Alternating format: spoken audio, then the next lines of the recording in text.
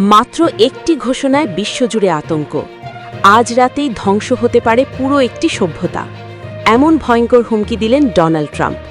তাহলে কি বিশ্ব এগোচ্ছে আরেকটি বড় যুদ্ধের দিকে? আসসালামু আলাইকুম, যমুনা ব্রেকিংয়ে আপনাদের স্বাগতম।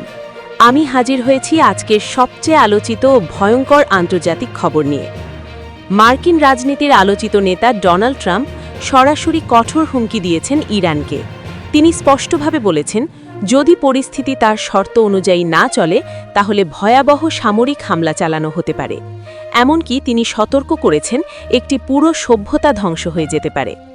এই বক্তব্যের পরপরই আন্তর্জাতিক অঙ্গনে শুরু হয়েছে তীব্র উত্তেজনা। কেন এত উত্তেজনা? এই সংকটের মূল কেন্দ্র হচ্ছে হরমুজ প্রণালী, একটি অত্যন্ত গুরুত্বপূর্ণ সমুদ্রপথ যেখান দিয়ে বিশ্বের বড় অংশের তেল পরিবহন করা হয়।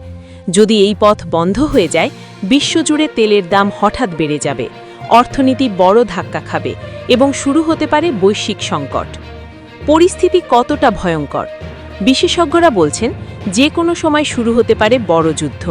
মধ্যপ্রাচ্যে ছড়িয়ে পড়তে পারে ভয়াবহ সংঘর্ষ, যা ধীরে ধীরে বিশ্বযুদ্ধে রূপ নিতে পারে।